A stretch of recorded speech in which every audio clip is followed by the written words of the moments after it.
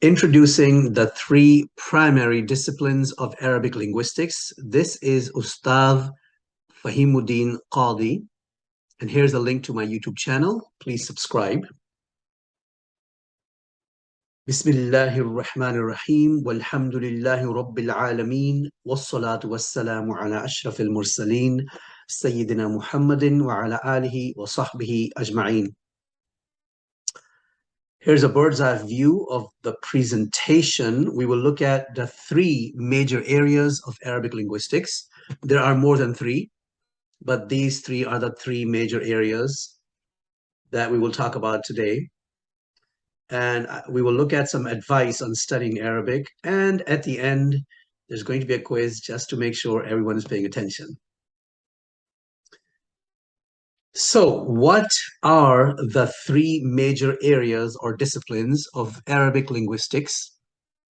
Number one, morphology, as-sarf, or sometimes it's called ilm al-sarf or ilm al-Tasreef.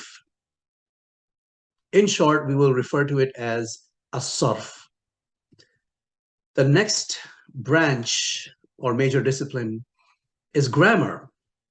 And the third is rhetoric, which has to do with eloquence.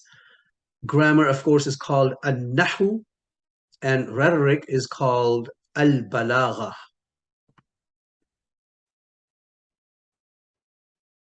So let's look at as-sarf, morphology.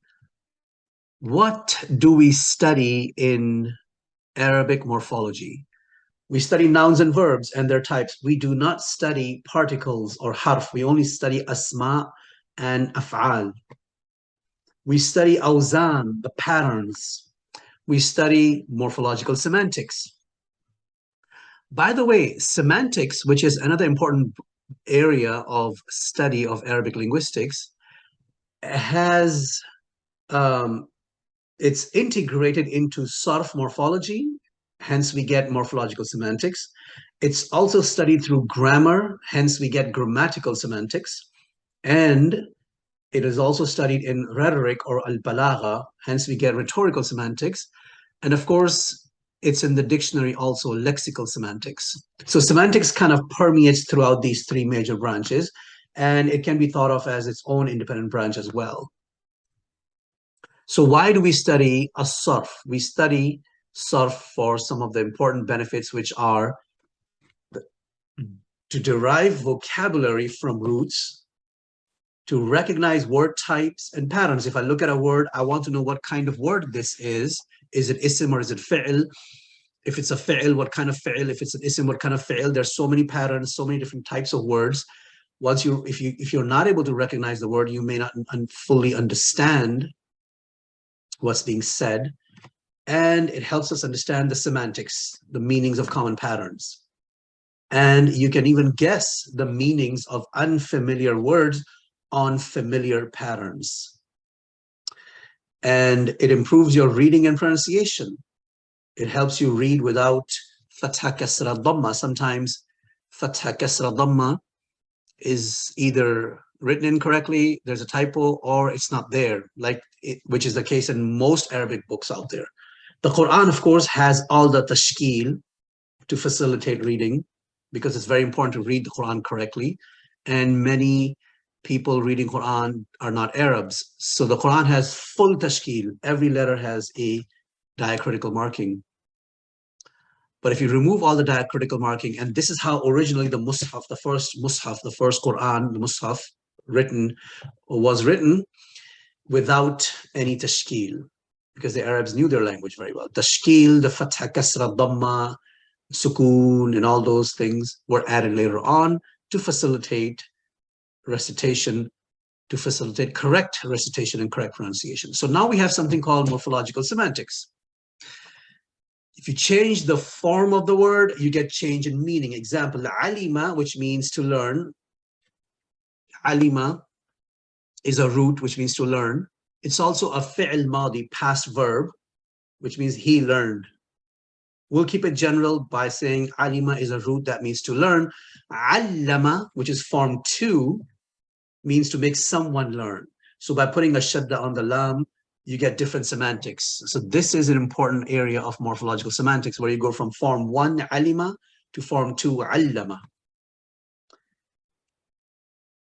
And allamun is a noun, which means someone who's like a super scholar, someone who knows a lot.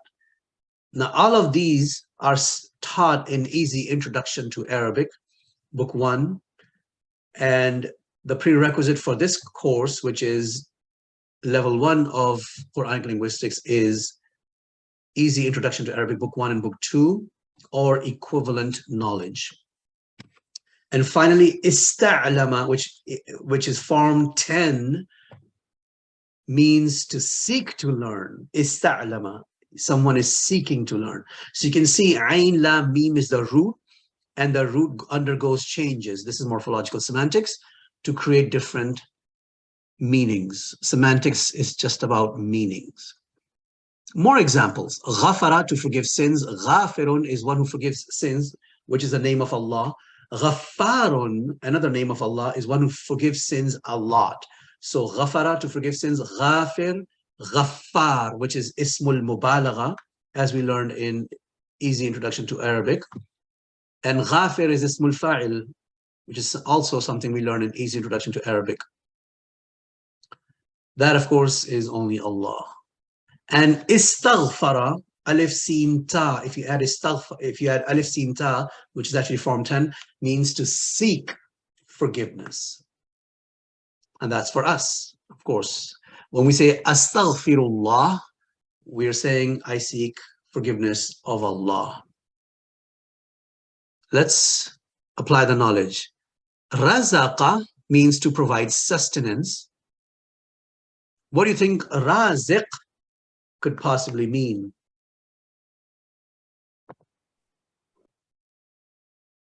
And Razzaq, right, is ismul mubalagha, is intensity, noun of intensity. So it takes raziq, one who provides risk, and makes it a lot. Razzaq, the one who provides rizq a lot. Here's another example. Nakaha, nakaha means to marry. Istankaha, can you guess what istankaha could possibly mean?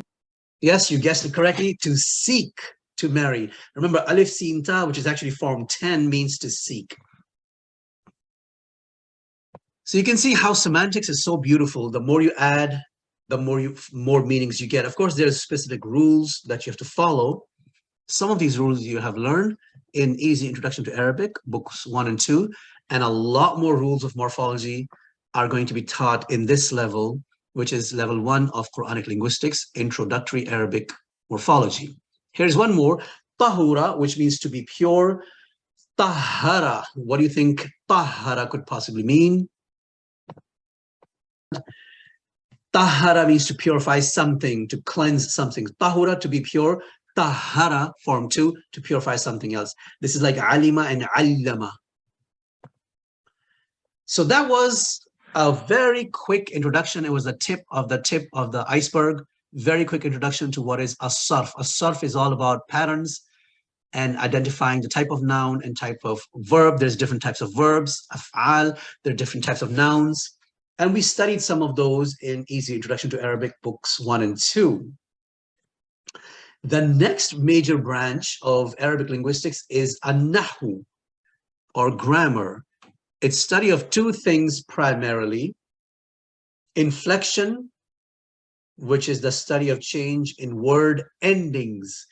The ending of the word in Arabic changes. And I'll show you examples in just a minute. And syntax, which is about the study of word order in a sentence. I'm also going to talk about that in just a minute. Inflection is about the ending, because the endings of words in Arabic change. Arabic is an inflected language, lughatun mu'raba. It's an inflected language. English, for most part, is not inflected, although there are some words that could be thought of as having inflection. And syntax, what do you put first? Which type of word should I begin a sentence with? What's next? What kind of sentences there are? So that's grammar, inflection and syntax. Let's look at inflection. Inflection is the study of change in word endings. The key word here is endings. Example, La ilaha illallah Muhammadun Rasulullah. Ashhadu anna Muhammadan Rasulullah. And Allahumma salli ala Muhammadin. Look at the word Muhammad. Notice how its ending is changing. In the first sentence, La ilaha illallah Muhammadun Rasulullah, the word Muhammadun, look at the ending, Muhammadun. This ending is very important. But look at the second statement, which you hear in the adhan, Ashhadu anna Muhammadar Rasulullah. You hear the adhan all the time, Muhammadan, and then they sort of fuse it into the ra, so it becomes Muhammadar Rasulullah, but it's supposed to be Muhammadan without the idgham, without, if you don't do the tajweed. Of course, when you do the adhan, you have to follow the tajweed. Tajweed is the rules of Quranic recitation. But the way the word is written is Muhammadan, why an? And then if you look at the last one, Allahumma salli ala Muhammadin. So the word Muhammadun, Muhammadan, Muhammadin. Why is it changing? That's what we study in grammar, which will be level 2 of Quranic linguistics. However, we did get a taste of the basics of Arabic grammar in Easy Introduction to Arabic book 1 and 2, mostly in book 2. The endings change, like Muslimuna, Muslimina. Now, syntax is it has to do with the verbal sentence as well as the nominal sentence. There are 2 types of sentences in the Arabic grammar, verbal and nominal. Now, if you look at Arabic balagha, rhetoric, there are 19 different types of sentences based on what you want to express and how it's processed. But in Arabic grammar, there are only 2 types of sentences. Verbal, where you put the verb, then the doer, then the object. Verb, doer, object. VDO, video. Think of it this way. VDO, verb, doer, object. Verb first, then its doer, and then the object. Now, this is very different from English. English, it's opposite. Example, if you read this sentence, shariba, drank, al-qittu, the cat, al-haliba, the milk. Literally in Arabic, you're saying, drank the cat the milk. Of course, it means the cat drank the milk, right? So what do you put first in a verbal sentence? Verb first. Shariba is verb. And this verb we learn in Easy Introduction to Arabic book 1. And al-qittu is the doer, the one who's doing the drinking. And al-haliba is the receiver of the action of drinking. In other words, it is consumed. Al-haliba. So that's the syntax of a verbal sentence. Verb, then doer, then object. VDO. On the other hand, the nominal sentence, I understand that in English, every sentence must have a verb. Whereas in Arabic, you don't have that restriction. You can have a sentence without a verb, which is important because it allows you to talk about concepts without being limited to a specific time. Because Allah, if you think about it, we can talk about Allah in Arabic more efficiently, more effectively, and more logically. Because Allah is not locked in time like we are. We are locked in time. Allah is the one who created time. How could he be locked into the same thing and stuck in the same thing that he created? So we can talk about Allah without time. For example, so the nominal sentence, what do we put first? The subject first, then predicate. SP, subject first, then the predicate. Example, Allahu wahidun. Allah is one. There is no is. You notice that? I've put the word is in parentheses, in brackets. Allahu wahidun literally means Allah one. Literally, that's what it's saying. Allah one. We in English have to have a verb in every sentence, so we have to put is the verb to be. But in English, but in Arabic, the beauty of Arabic is that you can talk about Allah or anything without being restricted to time. And that's very helpful when you study Aqidah theology. So that was a quick introduction to Arabic grammar. What's grammar about? Syntax and inflection. What is syntax? Word order. What do I put first? Subject first, then predicate. Okay. Verb first, then doer, then object. Okay. And also inflection. Why is the word Muhammadun, Muhammadan, Muhammadin? Why is it changing? We study the reason for those changes extensively in Arabic grammar. And level 2 of the Quranic linguistics series will focus heavily on grammar. In level 1, we'll focus heavily on a sarf. You might do a little bit of grammar here and there, but primarily it's about a sarf. A sarf should be taught first because it's all about the word. The third branch of Arabic linguistics is al-Balagha, rhetoric. It's all about eloquence, how to make my speech effective, eloquent. I learned different styles and expressions, how to say the right thing at the right time, for the right audience, in the right way. It's all about choosing the appropriate style and expression for your situation. What's the difference between the following two sentences? Zaydun fil bayt, Zayd is in the house. Fil bayti Zaydun, in the house is Zayd. If you look carefully, these two sentences are saying the same thing essentially, right? If I give these two sentences to a grammarian, he or she will say, yes, both are correct. The syntax is correct. Everything looks good. Inflection looks good. I'm done. Leave me alone. I'm going home. His job or her job is done. But then I go to a balagha expert and he would say, or she would say, in your situation, it's better to say Zaydun fil bayt, or in some other situation, it's better to say fil bayti Zaydun. So my question for you is this: what's the difference? What do you think is the difference between Zaydun fil bayt and fil bayti Zaydun? There is a subtle difference. So as many of you are able to guess intuitively, Allah has created this amazing balagha ability in every human being. We can sense that there's a difference. Zaydun fil bayt, that's the normal way of saying Zayd is in the house. But if I say fil bayti Zaydun, in the house is Zayd, I'm saying he's nowhere else but in the house. It's a way of stressing. And we study this extensively in balagha. This is just a very simple example of what happens in al-Balagha, which is the third branch of Arabic linguistics. Here's another example of Balagha, which is al-Tawkeed. Now, we studied al-Tawkeed in Easy Introduction to Arabic Book 2. If I tell you Zaydun najihun, Zayd passed, or Zayd has passed, I'm just giving you normal information, but if I need to emphasize it, I say, Inna Zaydan najihun, surely Zayd passed. Now, one important thing to note is that the word inna cannot be translated directly into English because there's no equivalent in English. So what we see is the Quran translators sometimes translate inna as surely, definitely, verily, indeed, without a doubt. All those are possible meanings, but there's no perfect translation. Arabic is an extremely superior, well-developed, highly sophisticated, advanced, massive, vast ocean. In fact, it is so vast that Imam Ash-Shafi'i is reported to have said, La yuhitu bil lughati illa nabiyyun, only a prophet of God can truly know everything about Arabic language. It's an ocean.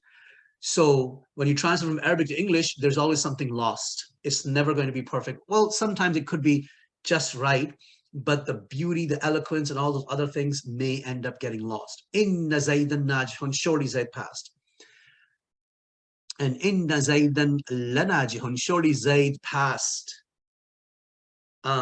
What's the difference between the second sentence and the third sentence? You can see the extra lam here. Inna Zaydan lanajihun, lanajihun. Lam here is also for at-tawkeed or emphasis, and we studied this in Easy Intro to Arabic. So the more tawkeed you introduce, the more you emphasize and stress. And it depends on the situation you are in. If someone believes you, you just say Zaydun najihun. No need to add tawkeed. If someone's doubting you, you say Inna Zaydun najihun. It's like saying, trust me, believe me, he really passed. And if somebody has a stronger doubt, you say Inna Zaydan lanajihun. Now let's look at a Quranic application. How many particles of emphasis or emphatic particles are there in the following verse? Innal insana lafi khusrin. I should say, A'udhu billahi minash shaitanir rajim. Innal insana lafi khusrin. The first one is inna and the second one is la. So you can see Tawqid is an important part of al-Balagha. And in level 4 of Quranic Linguistics series, we will go deep into Balagha. And we'll look at there's dozens of ways of doing Tawqid. This is just the tip of the iceberg. So other areas of Arabic language, as I mentioned, the 3 areas we talked about are the major areas. There's also semantics, which kind of is integrated throughout morphology, grammar, and balagha. You have a tajweed, which is science of Quranic recitation, and you have ilm al-aswad, the phonetics and phonology. Tajweed deals somewhat with phonetics and phonology. Not somewhat, but to a great degree. And the Muslims really, really care about how the Quran is recited, right? We really care about how the Quran is recited. We have a special science. The Jews don't have it. The Christians don't have it. We have it. We're the only one. For 14 centuries, Muslims have been reciting the Quran beautifully and perfectly. And we recite the Quran exactly how it was revealed to Prophet Muhammad sallallahu alaihi wasallam. It's amazing. When I read the Quran, I'm reading it the same way as Prophet Muhammad, in the Arabic language, with the same sounds. It's amazing. Whereas the Jews cannot say that about Torah, and the Christians cannot say that about Gospels. Al-Rasm is how to write the Alif Bata, how to write the Hamza, and all the rules of connecting and disconnecting. Al-Insha is Arabic composition. Al-Urud and Al-Qafiyah, these two have to do with prosody and metrics, which and rhyme, which is all about poetry. Then you have Al-Khataba, which is public speaking, and you have ilm al-ma'ajim, lexicography, how to put together a dictionary. These are some of the other areas of Arabic linguistics. So once again, what are the 3 areas of Arabic linguistics? They are, remember, as-sarf, wal-nahu, wal-balagha. In that order, we will study. Quranic Linguistics series has been designed to follow this order. We study as-sarf, then nahu, then we study advanced sarf, then we go to balagha, and then there's advanced grammar. But we follow this order. Very important to follow this order. It's a logical order because grammar is built on top of a sarf, and al-balagha requires you to have strong grammar and morphology. And let's see if anybody was paying attention. We now have a quiz. What is a sarf? Of course, as you can see from the answers, I'm trying to be funny. Surfing, surf, ha ha ha, Star Trek character known. Biology, morphology. Yes, you do study morphology and biology, but not what we're talking about. Its answer is D. This is going to be a very difficult quiz, I'm warning you. What are the 2 main areas of study in Arabic grammar?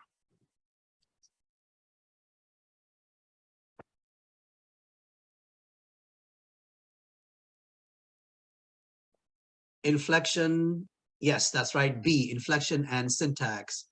Okay, so what is inflection? But inflection is sometimes also referred to as al-i'rab. What is inflection?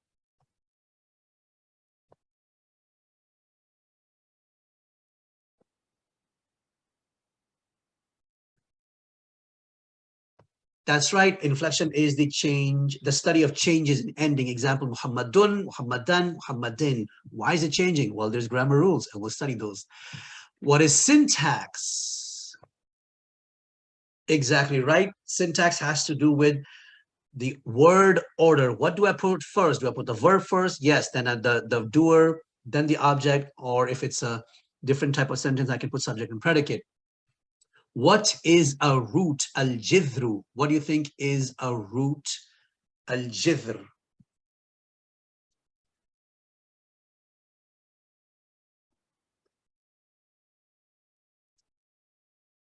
Right. Obviously, you can see there's different funny answers here. The word that doesn't make sense, no, that's not the root. Part of a plant that contains xylem. That's true in biology, but we're talking about Arabic here. And what are the 3 primary disciplines of the Arabic language? The $1 million question. You should know the answer for that.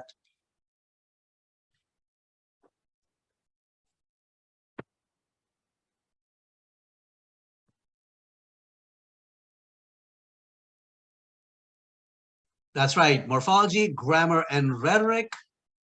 And of course, we should know the Arabic, as-sarf, al-nahu, al-balagha. Those 3 are the major, but not the only disciplines of Arabic language. What advice was offered in this presentation about studying Arabic? Specifically, I should say Arabic linguistics. How do you study Arabic linguistics? That's right, you study sarf first, and then an-nahu, and then balagha in that order. Why should one study the beautiful and amazing Arabic language? A, to impress friends and relatives. B, to order falafel at an Arabic restaurant. Yummy. C, to give fatwa. No, don't give fatwas if you know Arabic. You have to study usul al-fiqh and sharia and all kinds of other things, and aqidah and fiqh and qawaid fiqhiyya and all other things. And to marry an Arabic person, well, I'm married to an Arabic person, but that's not why I learned Arabic. Maybe E. Of course, you want to understand Quran, Hadith, and Fiqh and all that, and Sunnah, that it's all for Allah. Other things are just benefits.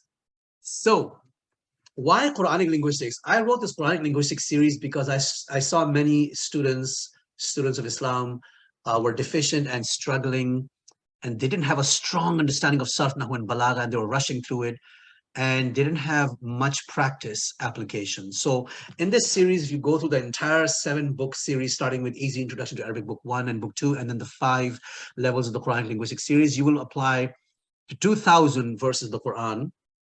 We will dive deep into the Quranic linguistics, the syntax, inflection, grammar, rhetoric, morphology, semantics, expression, and styles. We will develop solid foundations for analyzing linguistically Quran and Hadith, as well as key Islamic disciplines such as Islamic law, Sharia, and theology. And this will give you a rigorous preparation for academic study of Islam. If you wish to do a bachelor's degree in Islamic law or Aqidah or master's or PhD, you really, really, really have to have strong Quranic linguistics. Unfortunately, I see people with masters and PhDs in not in Arabic, but in Islamic studies and Sharia, and they are weak. Many people go into it and they rush through it. Do your time, do a good job in studying Arabic. You will really enjoy the Quran and Sunnah and Hadith. And especially if you want to do an academic study, you have to have it. Arabic is the prerequisite for everything. And it's a powerful linguistic training for comprehending classical Arabic commentaries, tafasir, of the Quran and Hadith. And here are the 7 textbooks, Easy Introduction to Arabic, books 1 and 2, which you have supposedly completed before attending this class, or you have completed most of them, or you have completed equivalent material elsewhere. And then Quranic Linguistics Level 1, Introductory Arabic Morphology, which is this course, inshallah, and then Grammar, and then Advanced Morphology, and then Eloquence of the Quran, which is Introduction to Balagha or Rhetoric. And then last but not least, if you still haven't had enough Arabic grammar, you need Level 5 Advanced Arabic Grammar, especially if you're going to become a scholar, teacher, sheikh, imam. You need a lot of this. If you're going to become a teacher of Arabic, you need to do Advanced Arabic Grammar. Thank you very much. Shukran, jazakumullahu khairan. This is my website, QuranicLinguistics.com, and please join my YouTube channel so you can get the latest updates. And you can also find me on Facebook. Walhamdulillahi Rabbil Alameen, wassalatu wassalamu ala ashrafil mursaleen, Sayyidina Muhammadin wa ala alihi wa sahbihi ajma'in.